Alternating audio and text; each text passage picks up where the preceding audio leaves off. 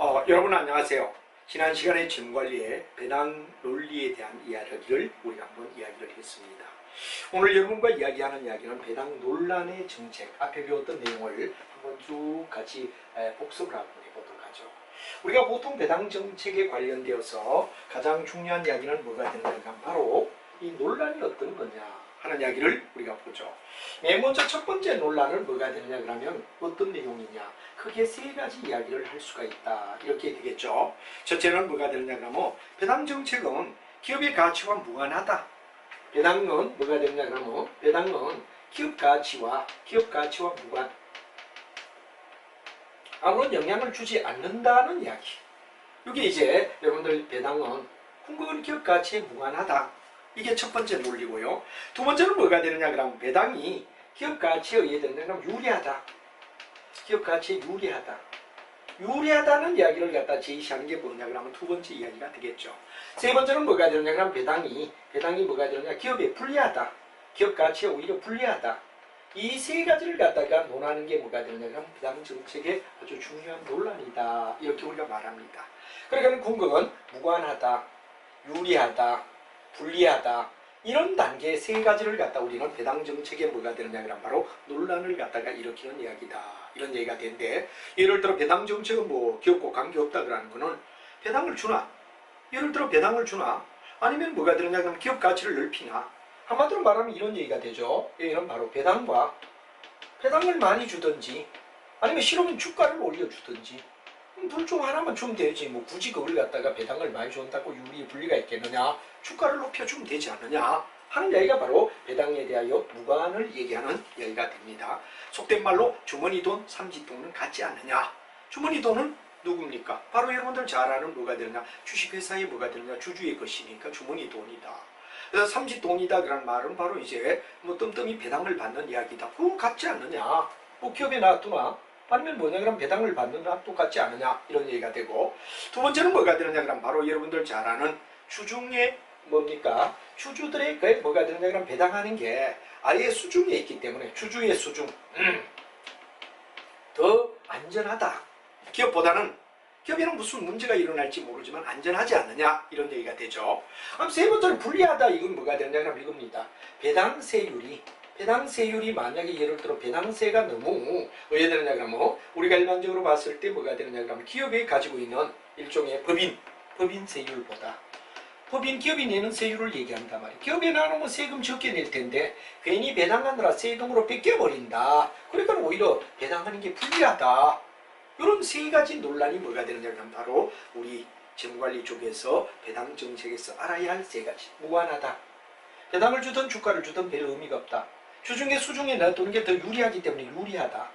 오히려 배당 세율이 높아버리니까 배당을 주면 기업에 가만 안 오면 법인 세율 작게 물 걸 갖다 배당 준 바람에 주주들이 많이 세금 무니까 궁극은 어디에 되느냐 더 불리하다 하는 이야기. 세 가지 관점이 뭐가 되느냐 하면 바로 논란이었다 하는 이야기가 되겠죠. 그럼 이 논란의 세 가지를 갖다 먼저 우리는 생각하며 다음에 했던 거 지난 시간에 했습니다만 한 번 더 간단하게 복습을 갖다 해보는 게 중요하고, 항상 재무관리는 뒷부위까지 깔끔하게 정리하는 게 매우 중요하다 하는 말을 여러분에게 얘기를 하죠. 자, 맨 먼저 어디에 되느냐 그러면 MM의 논리를 갖다 우리가 이용해서 MM의 주장을 가지고서 이제 다음에 이 배당 정책의 논란을 보도록 하자 이겁니다. 첫째는 MM에 뭐가 되느냐 그럼 바로 배당에 대하여 무관론을 주장하는 이야기가 있는데, 그럼 왜 무관론을 주장하느냐? MM의 이론 속에서 MM이 뭐가 됩니까? 밀러 모디거리아라는 학자 이야기가 되는데 배당의 무관론을 맨 먼저 생각을 해보자 이겁니다. 자, 맨 먼저 나오는 게 완전 시장에 뭐가 되느냐 그러면 가정하에 MM. 완전 시장은 뭐가 되죠? 궁극은 내가 돈을 끌어넣거나 또는 어디에 되느냐 돈을 빌리거나 은행에 예금을 하거나 이율이 똑같다. 자유롭게 어디에 되느냐 그러면 또 우리가 말하는 만큼, 예를 들어 우리가 봤을 때 자금을 갖다가 회부하는데 완전히 어디에 되느냐 그러면 끌어였는데 별 시장이 없다. 완전 시장이다. 얼마든지, 한마디로 말하면 뭐가 되죠? 일종의 뭐가 되느냐 그러면 외부의 자금을 갖다 얼마든지 끌어였는데 비용 안 들고도 할 수 있고 완전하다. 정보도 완전하다. 그러니까 이제 자금이 뭐가 되느냐 그러면 자금을 갖다 였는데 완전 자유롭고 또 뭐가 되느냐 그러면 우리가 봤을 때 자금을 끌어였는데 자유롭지만 또한 뭐가 되느냐 그러면 정보도 시장에 대한 정보도 누구나 다 완전 개방이 돼 있다. 그럴 때 뭐가 되느냐 그러면 돈 끌어였는 게 문제가 되지 않는다 이거죠. 그렇기 때문에 배당과 무관하다. 결국은 뭐가 되느냐 그러면 궁극은 주식을 갖다가 어디 되느냐 그러면 우리가 배당을 주나 아니면 뭐가 되느냐 그러면 돈을 갖다 놔놨다가 주가를 올려주나 둘 중 하나가 되면 되니까 여기는 배당과 무관하다. 왜? 자금 끌어들이는데도 힘 안 들고 정보도 완전하기 때문에 배당을 많이 주든 아니면 주가를 올려주든 뭐 별 문제가 되지 않는다 하는 이야기가 되고, 이런 MM의 뒷받침을 갖다 해주는 이 논란이 뭐가 되죠? 자가배당이다. 그리고 괜히 뭐가 됩니까? 이 배당은 자기들이 원하는 게 아니라 주주총회 의사에 의하여 하니까 바로 뭐가 되느냐 그러면 바로 자신들을 배당을 갖다가 자신이 배당을 갖다가 해야 되느냐 결정한다. 이 자신이란 말이 뭐가 되죠? 바로 주주총회를 얘기하지. 주주총회 자기들이 어디에 되느냐 그러면 가지고 배당에 대하여 결정을 내리니까 자가배당, 자기 거 자기가 배당한다. 자기 회사에 있는 내용을 갖다 자기가 배당한다는 이야기가 되니까 별 의미가 없지 않느냐. 다음에 고객 논리가 있습니다. 고객 논리는 아예 내가 주식을 살 때부터 예를 들어 뭐냐 그러면 배당을 많이 주는 사람, 배당을 원하는 사람은 뭐가 되느냐 그러면 배당을 원하는 사람은 어디 되느냐, 배당을 잘 주는 회사, 배당을 잘 주는 회사의 주식을 잘 주는 회사의 주식을 샀을 거다 이거죠. 주식을 샀을 거고, 예를 들어 주가를 올려주는 쪽이 더 낫다라고 볼 때 주가를 원하는 사람은 주가를 갖다 잘 올려주는 회사의 주식을 샀을 거다. 그리고 이미 주주들이 지가 원하는 쪽에 샀기 때문에 굳이 배당을 가지고 이렇다 저렇다 할 이유가 뭐 있느냐.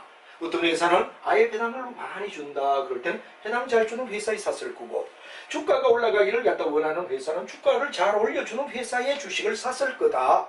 그리고 뭐 여기는 굳이 여기서 회사에서 배당을 많이 주느냐 적게 주느냐가 무슨 의미가 있느냐 하는 이야기가 바로 완전 자본시장 하에서 무배당론을 얘기했고, 또 뒷받침하는 이야기는 자기 주식 가지고 자기가 왜 되느냐 그럼 주주총회가 자기 자산을 자기가 배분하는데 뭐 자가배당인데 뭐가 문제냐. 그리고 아예 고객이 주식을 살 때는 자기가 원하는 주식을 선정했기 때문에 굳이 회사에서 배당을 많이 주느냐 주가를 높이느냐 이런 데 대하여 논할 이유는 없다 하는 이야기가 뭐가 되느냐 그러면 MM의 배당 무관론을 얘기하는 배당이었다 하는 이야기가 되죠. 그 다음에 이제 그러나 완전 자연시장이 아닐 때 완전 우리가 봤을 때 자본시장이 아니다 그런 말은 돈을 끌어였는데도 굉장히 시간이 많이 걸리고 또 수수료도 나가야 되고 금리도 마음대로 자기가 원하는 대로 결정이 되는 게 아니라 많이 줘야 되고 이런 문제를 안고 있다 그러는 게 완전 자연시장과 반대가 뭐가 되죠? 불완전 시장을 얘기한다. 그럼 시장이 불완전할 때는 뭐 되느냐 이 말이죠. 그래서 바로 이게 시장이 불완전할 때 정치는 어떠냐 하는 문제를 가지고 얘기하고, 완전 시장의 반대 개념이 불완전 시장을 얘기합니다. 그럼 완전이냐 불완전이냐 하는 가장 중요한 이야기는 바로 뭐가 되느냐, 거래 비용이 어떠냐. 돈을 끌어들이는데 거래 비용이 있느냐 없느냐. 없다 그러면 완전이죠. 그러나 있다 그러면 불완전 시장이다 이런 말이 되고, 또 하나 중요한 건 뭐가 되느냐 그러면 대리비용. 대리비용이 있나 없나가 굉장히 중요하다 이런 얘기가 되죠. 대리비용은 바로 주주가 CEO를 믿느냐 못 믿느냐 이거 어느 정도 대리비용도 없고 거래비용도 없다 그러면 완전 시장이야. 그러나 거래비용도 존재하고 대리비용도 존재한다면 불완전 시장이다 이거죠. 그럼 불완전 시장에서 배당 정책은 또 자체적으로 기업 가치에 플러스를 주는 역할을 한다는 거와 기업 역할에 마이너스 준다라는 역할 두 가지를 얘기할 수 있다. 그런 얘기가 바로 중요한 얘기가 되는 거죠. 예를 들어 불완전 시장이란 말이야. 완전 시장이면 무관론을 갖다가 우리가 얘기했고, 그 무관론을 뒷받침하는 이야기가 바로 여러분들 잘 아는 뭐가 됩니까? 자가 배당 수준이라든가 고객 이론 같은 것들이, 그리고 또 완전 시장이니까 굳이 돈 끌어들이는데 문제가 아니니까 배당을 많이 주든 주가를 높여주든 문제가 안 된다 이런데, 불완전 시장일 땐 거래비용도 들고 대리비용이 들 땐 두 가지 설이 있다 이거죠. 기업가치의 플러스다, 기업가치의 마이너스다 하는 두 가지 이론을 우리가 한번 살펴보자 이거죠. 그럼 예를 들어 기업가치의 플러스다 그런 이야기는 마이너스다 그런 이야기는 뭐가 되죠? 그렇죠. 만약에 배당을 줘버리고 배당을 주고 돈을 갖다가 오히려 주식의 가격을 높이기 위하여 회사가 운영하기 위하여 돈을 끌어였는다면 거기에는 돈이 거래 비용이 많이 들지 않느냐. 거래 비용이 많이 들지 않느냐. 한마디로 말하면 자금에 대한 조달. 자금의 조달을 해야 되죠. 뭐를 했기 때문에 배당을 줬으니까. 배당을 많이 줬다 그러면 주주에게 줬지만 자금 조달에 굉장히 또 돈을 끌어여야 된다.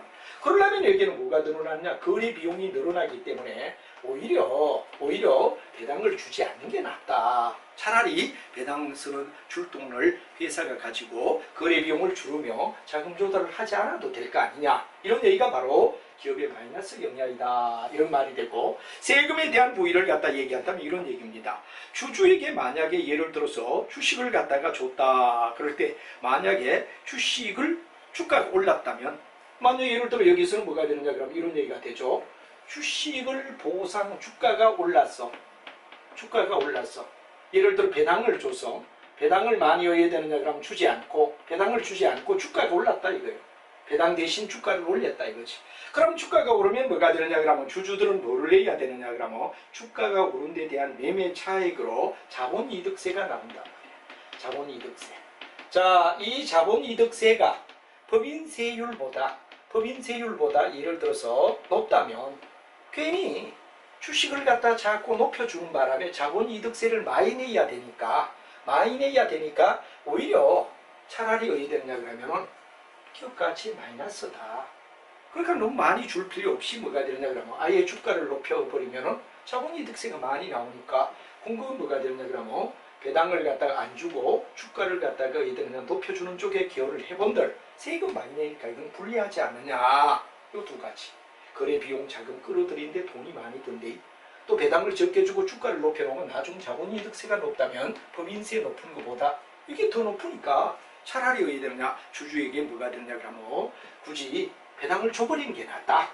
차라리 가지고 있으면 이건 어디 되느냐 더 불리하다. 이런 얘기란 말이에요. 그래서 거래 비용이나 세금이 들기 때문에 오히려 배당을 갖다가 주는 것이 기업가치 부에 마이너스다. 이런 얘기가 되고 기업가치 부에 플러스다 하는 쪽은 뭐가 되죠? 또 이런 얘기죠. 바로 주주를 믿는 대리비용. 예를 들어 주식을 갖다가 계속 배당을 잘 준다 그러면 주주들이 시효를 많이 믿죠. 그리고 대리비용을 갖다 줄일 수 있지 않느냐. 배당을 늘리가 유보이익을 갖다 주면은 오히려 바로 주주들이 시효를 많이 믿는다. 그러니까 믿으니까 뭐가 되느냐 대리비용이 줄 거 아니냐 이런 얘기가 되죠. 그 다음에 또 기업의 이미지를 얘기하는 게 정보효과입니다. 정보효과는 어느 회사가 바로 왜 되느냐 주가를 갖다가 오히려 배당을 많이 주더라. 그러면 그 회사의 정보효과가 올라갈 거다. 그리고 불확실한 걸 갖다 제거하지 않느냐. 미리미리 왜 되느냐 그러면 땡겨가지고 주주들이 가지고 있으면 오히려 미래에 기업이 무너지는 일이 있더라도 한국은 주주들에게 충분한 보상을 줬기 때문에 오히려 그게 더 나을 수 있다. 그리고 또 주주들이 현재 수입을 더 선호하는 게 있지 않느냐. 이런 경우 네 가지는 바로 기업의 가치 오히려 배당을 잘 주는 게 기업 가치의 플러스다 하는 이야기를 설명했고 이때는 마이너스다 하는 이야기 돈을 끌어여야 되니까 또 세금으로 많이 뜯기니까 이 두 가지는 바로 주식을 갖다가 바로 배당하는 거는 배당을 많이 주는 게 마이너스다. 이런 얘기가 되는 거고 이 시장은 다 불완전 시장일 때 완전 시장일 때는 무한돈이다 하는 이야기를 알아두면 되는 겁니다. 자 그렇게 하고 그 다음에 이제 우리가 중요한 이야기는 지난 시간에도 배웠지만 한 번 더 정리를 하면 뭐가 됩니까? 배당의 정책에 영향을 주는 현실은 어떤가? 바로 우리 배당 정책은 잘못하고 상 나가다 보면 나중에 복잡해서 무슨 뭐를 배웠죠? 이런 게 정리가 안 되기 때문에 선생님이 지난 시간에 했던 내용을 한 번 더 리뷰를 하며 쭉 한번 정리를 하며 나가고 있다 하는 것도 여러분이 알아두시기 바랍니다. 자 그럼 우리가 보통 이제 배당 정책에 영향을 미치는 현실적 요인은 어떤 거냐? 단기 순이익이 많으냐 적으냐? 아무래도 단기 순이익이 많이 나면 배당을 많이 주고 싶어 하겠죠. 그 다음에 두 번째는 기업이 유동성이 있느냐? 남에게 갚아야 할 빚이 별로 없다면 어떻게 됩니까? 오히려 배당을 많이 줘도 되지. 그러나 남에게 갚아야 할 빚이 많다 할 때는 배당을 줄이고 오히려 그 빚을 갚아야 될 거 아니냐 하는 게 영향을 주기 때문에 다 이거죠. 그 다음에 부채 상환의 의무. 예를 들어 부채를 갖다가 얘들은 갚아야 할 돈이 많다. 그럼 아예 배당을 적게 주고 어떻습니까? 우리가 봤을 때 상환하는 게 나을 거다 이거죠. 그 다음에 이제 기업의 지배다 그러는데 지배는 바로 뭐가 되느냐? 미래 수입보다는 현재 수입. 미래 수익과 우리가 봤을 때 뭐가 되느냐? 기업의 지배는 바로 우리가 일반적으로 봤을 때 보통주나 그럼 사채를 갖다 발행하는 게 뭐가 되느냐? 그럼 기업의 지배 구조에 문제가 된다 이거죠. 바로 보통주를 갖다 더 발행하든지 사채를 발행하든지 이렇게 되면 배당을 많이 주느라고 배당을 많이 주다 보면은 오히려 돈을 많이 끌어여야 되다 보면 지배관계에 악화를 가져올 수 있다. 그래서 우리가 단기 수익이 크냐 적으냐, 유동성이 크냐 적으냐, 상환해야 될 돈이 많으냐 적으냐, 기업 지배 구조에서 자기가 해야 되느냐, 자유로우냐 자유롭지 못하냐 여기에 따라 배당 정책은 영향을 받을 거다 하는 이야기가 지난 시간에 우리가 배웠던 이야기다.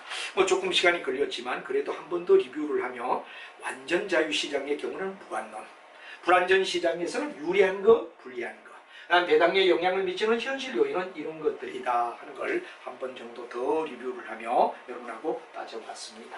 그럼 이제 여러분과 함께 이번 시간에 우리가 배우는 이야기를 이제 들어가서 정리를 끝냈다면 기타 배당은 어떠냐 하는 말을 우리가 한번 보도록 하죠.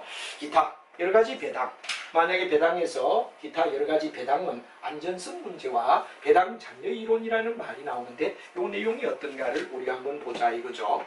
보통 우리는 뭐가 되느냐, 배당을 갖다가 안전성은 바로 배당을 하는 기업에 투자할 경우 현금 흐름이 추정이 확실하다. 자, 일단 배당을 준다 이런 배당의 안정은 뭐가 되느냐, 안정성은 자, 첫째는 뭐가 되느냐 그러면 안정적 배당을 하는 기업에 투자할 경우는 현금 흐름 추정을 안전하게 한다. 많은 투자자들이 배당으로 생활을 영위하고 있다.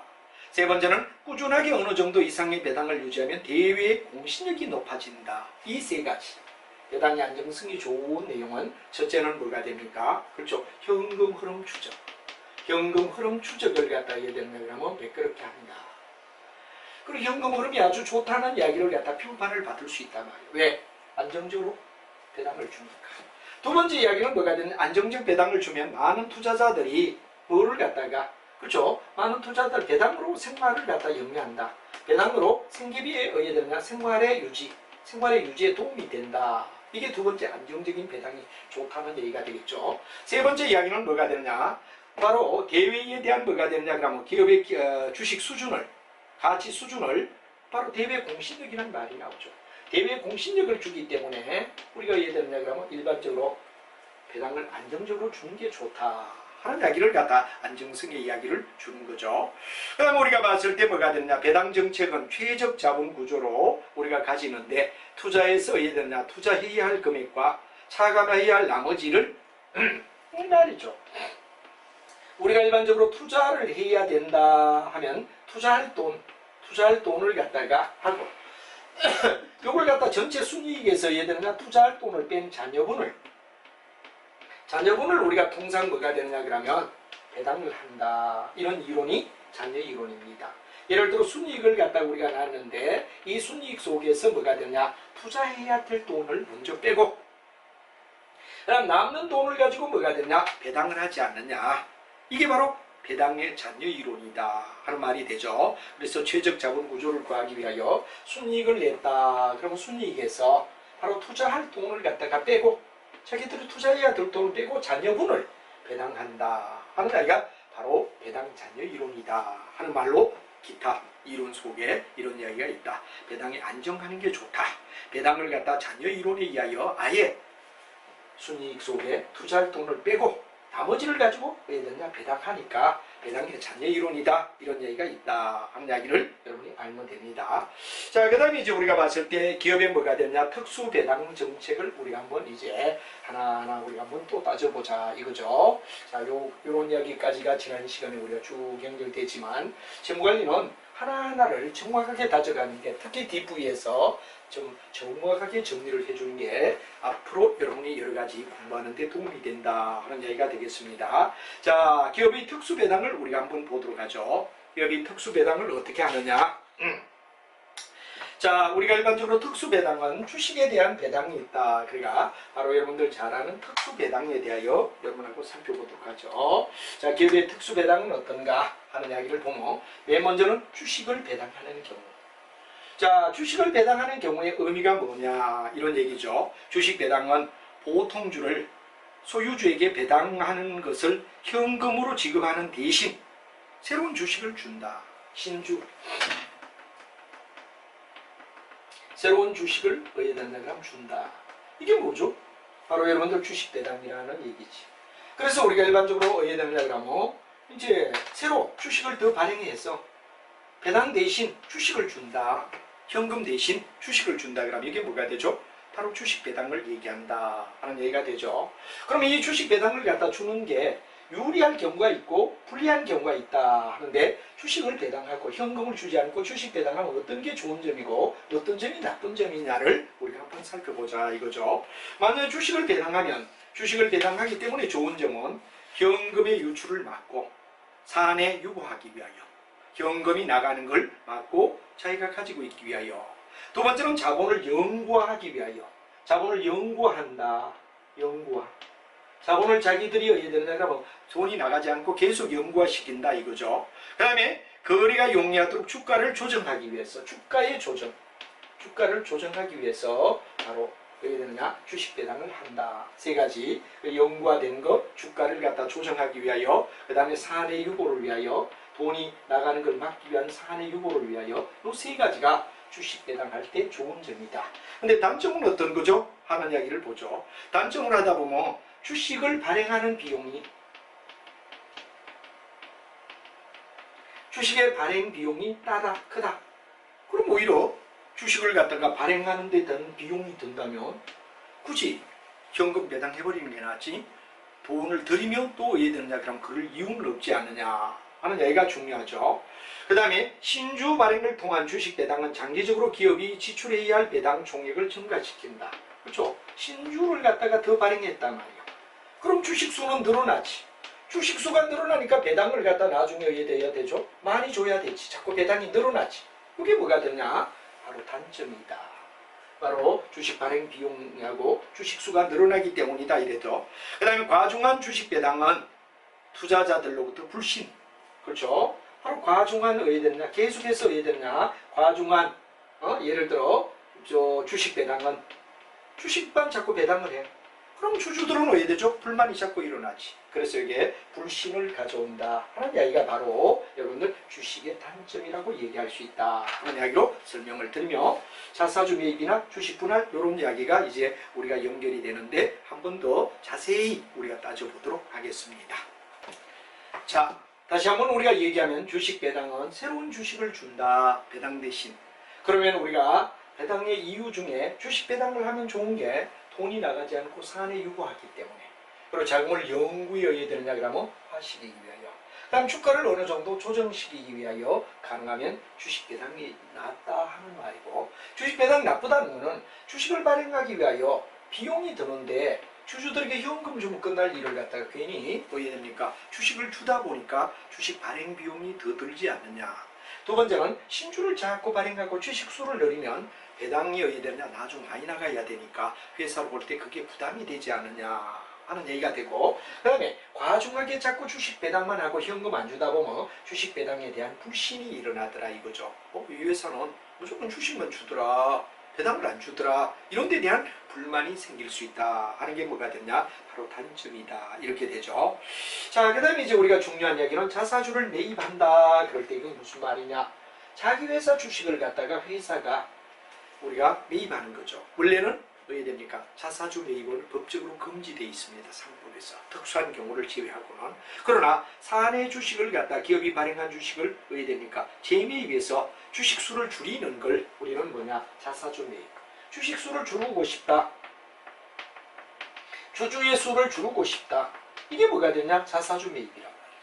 이거는 법에 의한 상법 규정을 받으며 주식수를 줄이기 위하여, 주주의 수를 줄이기 위하여 자사주를 매입할 수도 있다 하는 이야기를 여러분이 알면 되죠. 그 다음에 이제 중요한 게 주식에 대한 분할이라는 말이 나옵니다. 이게 아주 한번 정리하고 우리가 나가죠. 자, 여러분들 잘 알지만 이게 중요한 얘기, 주식의 분할은 어떻고 주식의 병합은 어떤가 하는 이야기도 역시 우리가 중요한 이슈가 되기 때문에 한 번 정도 정확한 정의를 내려두도록 하죠.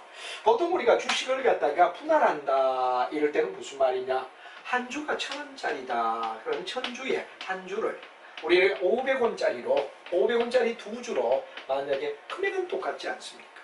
1,000원짜리 한 주나 500원짜리 두 주나 결과는 같은데 주식의 수를 왜 넣냐? 쪼갠다 이거죠. 쪼개준다. 이게 바로 분할을 의미합니다. 그죠? 그래서 일반적으로 주식 분할은 일주를 갖다가 그 이상의 주식수로 만드는 걸 한 주를 두 주로 이런 일종의 분할을 얘기한다 이거죠. 반면에 주식의 병합이다. 그럴 때 병합은 500원짜리 주식 두 주를 500원짜리 주식 두 주를 만약에 1000원짜리 주식 한 주로 1000원짜리 주식 한 주로 해야 되느냐?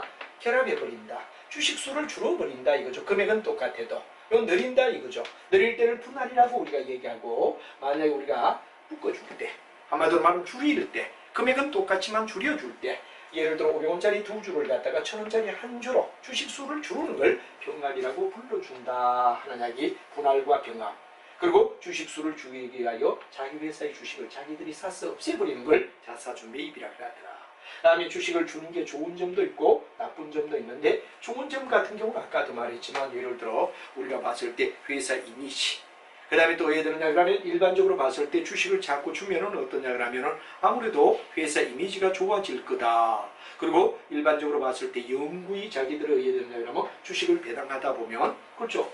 돈을 갖다가 적게 나가고 자꾸 해야 되느냐 자 주가를 높이는 역할을 하고 단점의 경우는 이제 지나치게 주식을 갖다 자꾸 주식만 준다 그러면 주식을 발행할 때 비용 그리고 또 해야 되느냐 장기적으로 지출해야 될 총액이 나중 가면 주식수가 늘어나 버리면 왜 됩니까? 많이 나가야 되기 때문에 그리고 이제 과중하게 자꾸 주식만 배당하면 주주들 사이에 이거 우리 회사는 바로 해야 되느냐 그러면 뭔가 주식 배당을만 하고 현찰 배당을 안 하더라 하는 문제가 일어나는 게 문제다 하는 이야기로 여러분에게 얘기할 수 있고 이제 여러분과 함께 우리는 어디로 가느냐 장르를 바꾸며 옵션에 대하여 이야기하죠. 옵션이 되면 상당히 어디에 되느냐 그러면 여러분들이 좋은 하나의 파생 상품이다 하는 얘기가 되는데 여기에 대한 이야기를 쭉 우리가 파생 상품에 대하여 몇 가지 이야기를 가지고 기본 지식을 가지고 여러분하고 하나하나 옵션에 대하여 자세히 설명을 하도록 하죠.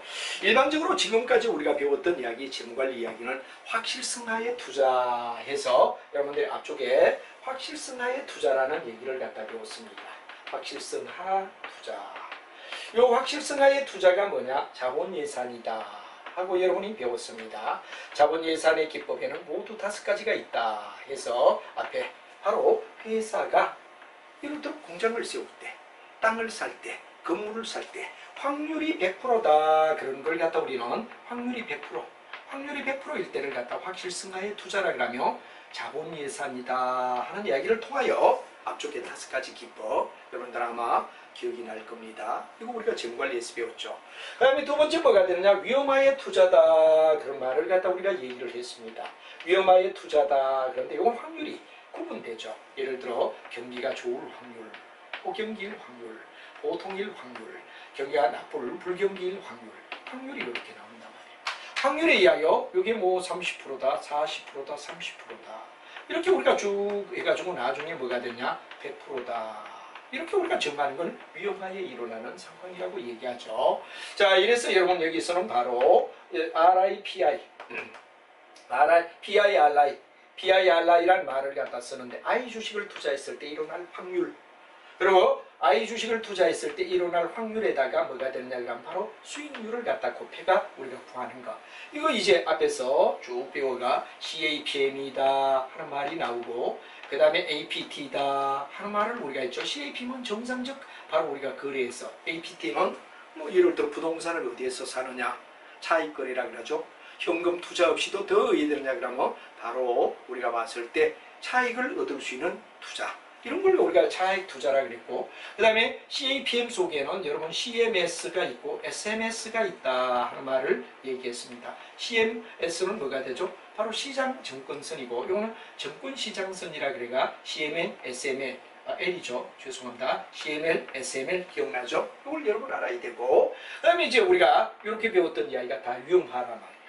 위험하가 끝나고 나면 이제 그 다음 마지막이 뭐가 되죠? 그렇죠. 상호충돌. 상충하라고 얘기하죠. 상호충돌은 서로 상호간에 게임을 치르는 겁니다. 한마디로 말하면 여러분과 함께 우리가 배우는 내용은 게임 이론이다. 게임설이란 말을 갖다 우리가 쓰죠. 게임 이론이란 말을 갖다 쓰는데 게임 이론이다. 또 그 다음에 이제 윈앤윈이 아니라 바로 여러분들 누가 이기느냐 제로섬이란 말을 쓰죠. 윈앤윈이 아니라 제로섬입니다. 이 제로섬은 바로 충돌을 일으킵니다. 알파 플러스 베타. 알파 플러스 베타는 항상 0이 돼야 돼. 그리고 여기 플러스면 요건 어디 되느냐 그럼 마이너스가 돼야 돼. 둘을 합하니까 뭐가 되죠? 0이 된다는 이야기지. 그래서 우리가 바로 제로섬이라는 말을 갖다 쓰며 합하면 0이 된다는 얘기를 우리가 제로섬이다 이런 말을 우리가 했는데 바로 이게 여러분하고 상충하의 거리가 뭐가 되냐 오늘 배우는 옵션. 뒤쪽 가면 뭐가 되냐 선물. 우리가 일반적으로 봤을 때 14장, 15장 이렇게 되죠. 그다음에 이제 뭐가 되느냐 스왑. 스왑은 이제 국제를 나타내는 17장인가 수합 제도가 있단 말이야. 이 세 가지를 먼저 우리가 간단하게 얘기를 해주고 오늘 옵션에 들어가며 상충하에 바로 해야 된다. 투자일 때 우리 삶 네가 이기나 내가 이기나 승부를 걸어보자. 승자와 피해자가 나타나는 것 고스톱도 일종의 상충하가 되죠. 반드시 다른 사람이 있으면 잃는 사람이 있다고 둘 합하면 뭐가 되죠? 0이 되는 거.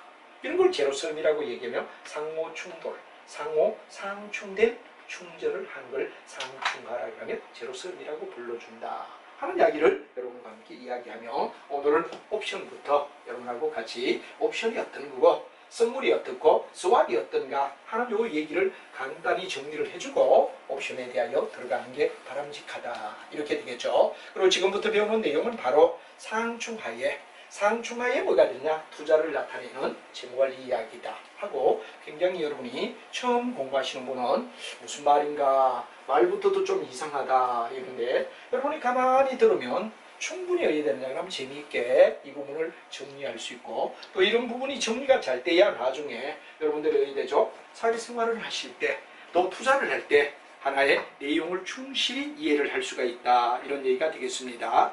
그러면 이제 맨 먼저 우리가 봐오는 첫 번째 이야기는 옵션이란 말은 뭐냐 경우의 수를 맨 먼저 이야기하죠. 제가 얘기를 쫙 해놓고 그 다음 책을 통하여 정리하는 식으로 하면 훨씬 더 이미 이중 공부가 되기 때문에 확실하게 여러분이 이해를 하지 않나 하는 얘기가 됩니다. 예를 들어 맨 먼저 지금 현재 시중에 만원짜리 주식이 있습니다. 이 만원짜리 주식 오늘 예를 들어서 오늘인데 오늘 이게 내년쯤 되면 예를 들어 내년 3월이 되면 오늘이 뭐 12월이다 그러면 12월인데 내년 3월쯤에는 주가가 올라갈 것이다. 한 1200원 정도 올라갈 것이다. 이렇게 생각하는 사람도 있고 아니 요 9,000원 떨어질 건데 이렇게 예측하는 사람도 있을 거라 이거죠. 왜? 사람들마다 판단은 다 다르니까. 그래서 예를 들어서 만원짜리인데 12,000원으로 올라갈 것이라고 예측하는 사람도 있고 만원짜리인데 9,000원으로 떨어질 거라고 예측하는 사람도 있을 거 아니냐. 왜? 사람들마다 예측이 다르니까.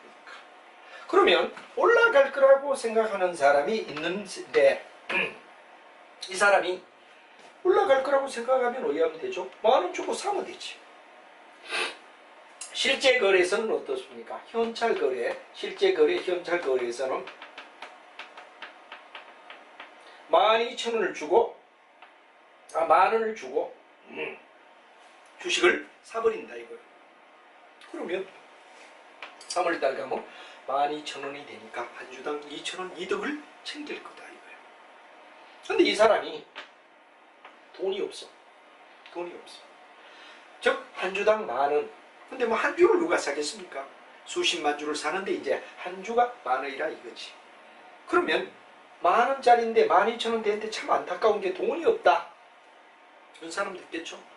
그럼 어떻게 되느냐 이 사람은 이 만원짜리가 12,000원이 돼도 나중에 만원을 살 수 있는 살권리를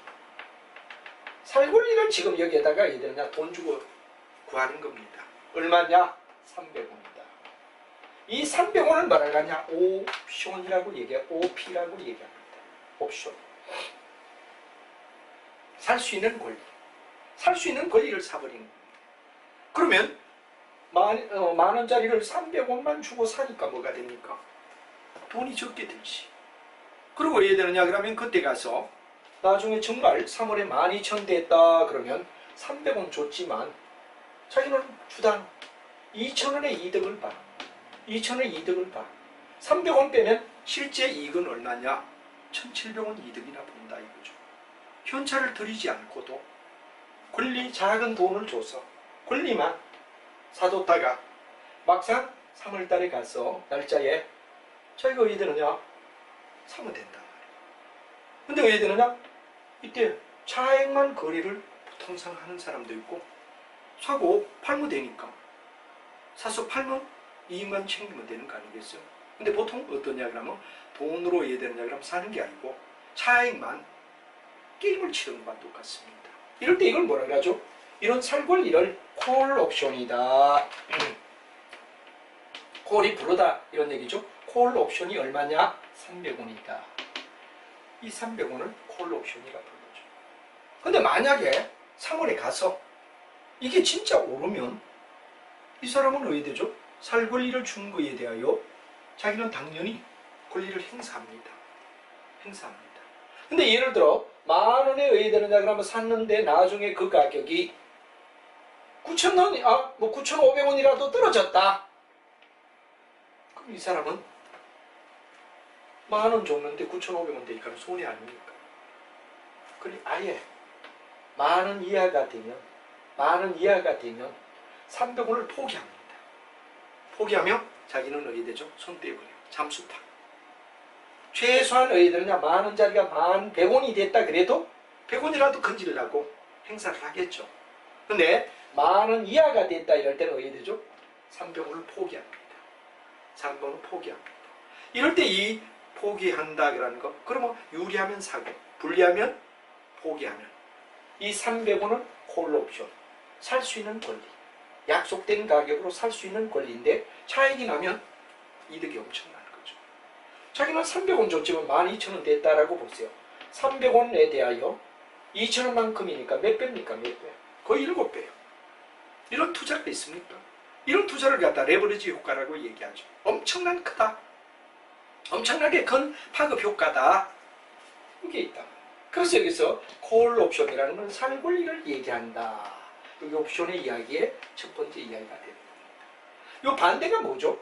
10,000원짜리가 언젠가는 이거 틀림없이 10,000원짜리가 현재지만 이게 떨어질 거야. 한 7,000원 떨어질 거야. 이렇게 예측한단 말이야. 그럼 지금 팔아야 되는데 자기가 왜 되느냐? 담보로 묶여 있어. 12월인데 지금 10,000원짜리인데 지금 3월 때면 떨어질 것 같아. 그럼 이때 왜 되죠? 팔 권리를 갖다 해야 되느냐? 500원. 500원 주고 너가 사라. 아까는 살 권리였어.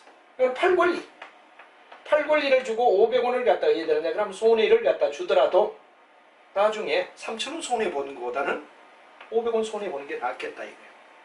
그럼 반대쪽에서 오르리라 생각하는 사람이 있을 거다 이거죠. 항상 이때는 반대가 있어. 떨어지리라 생각하는 사람이 어디 되죠? 생각했지. 여기는 오르리라 생각하는 사람이 어디 되느냐? 팔 때 사겠지. 반대 생각. 게임을 치르는 겁니다. 게임. 그럼 예를 들어서 이게 만약에 7,000원 떨어졌다 이럴 때는 어디 되죠? 500원 주더라도 자기는 2,500원만큼 이득이지. 3,000원 떨어질 걸 500원으로 막 갔으니까. 근데 이 사람은 어디 되죠? 완전 대박 쓰는 거지. 반대가 항상 있어. 근데 잘못하면 이거의 반대 이 사람이 이게 콜이다 이거 푸드인가? 천만에 따로따로 있어요. 콜은 콜대로, 푸드는 푸드대로. 이런데 오해가 없어야 된다는 게 아주 중요하다. 그래서 콜은 살 권리, 얘는 팔 권리. 경우의 수는 두 가지가 있고 이때의 권리금을 주는 걸 콜 옵션, 풋 옵션이라고 불러준다 하는 이야기를 여러분이 알며 현찰 거래가 아니라 소위 작은 소액으로 권리를 사놓고 나중에 이게 되죠? 효과는 엄청 현찰 산 것과 똑같이.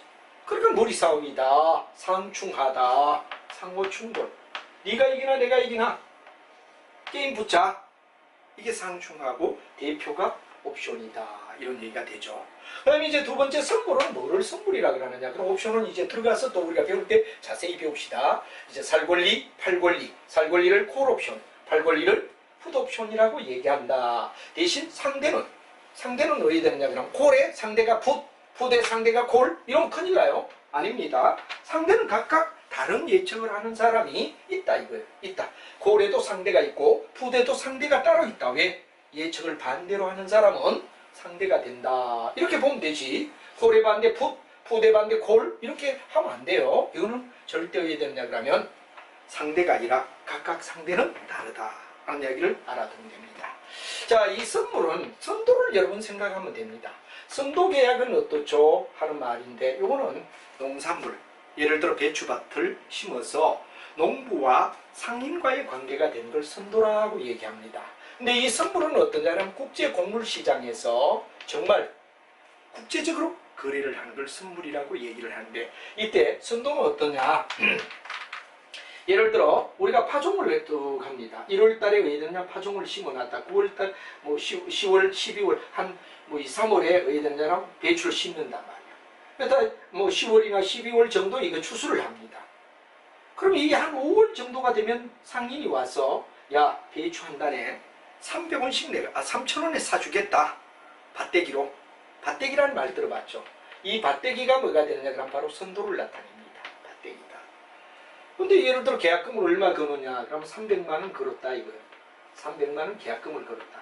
그럼 나중에 10월 달에 딱 가니까 어떻게 되느냐 그러면 배추값이 3,000원 하기로 했는데 올라갈 거다. 4,000원, 5,000원 하더라 이거. 그럼 농부는 300만 원에 플러스해서 자기가 받은 300만 원에 플러스해서 배상해서 600만 원 상인에게 돌려주고 나 거래 안 하겠어. 포기가 가능합니다. 또 예를 들어 300만 원 주고 사가 3,000원 그랬는데 보니까 배추 한 단이 1,000원이야. 완전 피박 쓴 거죠. 1,000원짜리를 지가 3,000원에 사기로 약정이 돼 있단 말이야.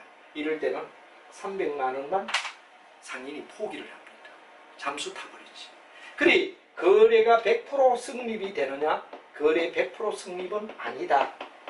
파기가 될 수 있다. 파기가 될 수 있다. 불리하면 파기할 수 있다. 이런 걸 선도라고 얘기를 한다면 그래서 바로 선물의 거래는 바로 예를 들어 국제 곡물단이나 또는 농산물, 수산물을 대거 사는 사람들이 어디 되느냐 그러면 국제 계약을 맺습니다. 그래서 여기서 선물에 대하여는 뭐가 되느냐 그러면 반드시 증거금을 가지고 매일 유리한 사람, 불리한 사람을 서로 주고받는 매일 거래가 이루어져요. 그래서 선물의 경우는 절대 어떻게 되느냐 그러면 거래가 100% 승립된다. 거래가 100% 승립된다는 얘기가 됩니다. 거래가 100% 승립되는 건 아니다 이거죠. 될 수도 있고 안 될 수도 있지만 여기는 100% 돼야 되며 증거금을 가지고 반드시 어떻게 되느냐 그러면 정상 거래가 이루어지게 된다 하는 이야기가 중요한 이야기가 된다는 걸 여러분이 꼭 생각을 해주셔야 된다는 게 아주 중요한 이야기가 될 것 같습니다. 그래서 이게 선물이란 말, 선도와 차이점이 있다 하는 이야기를 여러분이 알아두고 다음 수학은 국제 환율입니다. 환율이 오를 수도 있고 내릴 수도 있죠. 이 환율에 대한 게임을 갖다 치른다 이렇게 보시면 됩니다. 환율을 가지고 서로가 해야 되느냐 그러면 장사를 한다 이렇게 보시면 되죠. 환율이 올라갈 수도 있고 내려갈 수도 있단 말이야. 그러니까 환율이 올라갈 걸 대비하는 사람과 내려갈 걸 대비하는 사람이 서로가 해야 되느냐. 현재는 1대 1000으로 너하고 거래를 하자. 그러나 12월 30일이 될 때 예를 들어 오늘인데 만약에 그때는 1대 1200으로 내가 다시 사주마. 뭐 1100이라 그러죠. 이렇게 서로 파는 사람과 사는 사람이 나중 어느 날짜에 가서 환율을 달리해서 다시 사줄게. 다시 산다. 이런 얘기가 환매란 말을 씁니다. 환매는 리콜이다. 한마디로 말하면 다시라는 얘기가 되죠. 다시 사주마. 다시 팔마. 이렇게 외환 달러를 가지고 서로가 장사를 하며 치고받는 걸 갖다 우리는 수합 전략이라고 부른다. 이런 얘기가 됩니다. 그래서 바로 여기에 나오는 파생 상품은 이 세 가지. 정상 상품보다 더 범위가 넓어지며 파생되었다. 그래서 우리가 파생 상품이라고 하죠. 예를 들어 여러분 가게에 가서 과자 하나 살 때는 현물 거래란 말이에요. 현재 물건 돈 주고 사는 현물 거래인데 이 선물 거래에서는 이런 파생 상품, 옵션이다, 권리를 사고 판다. 그 다음에 선물이다, 선도하고는 달리 농산물이나 공산품 국제 곡물 시장 단위 거래를 해놓고 이제 장부를 서로 주고받는다. 돈을 주고받는다. 소와 아까 말하듯이 외환 거래에서 바로 일어나는 이야기를 정리한다 하는 이야기가 이제 우리가 비교해야 될 파생 상품.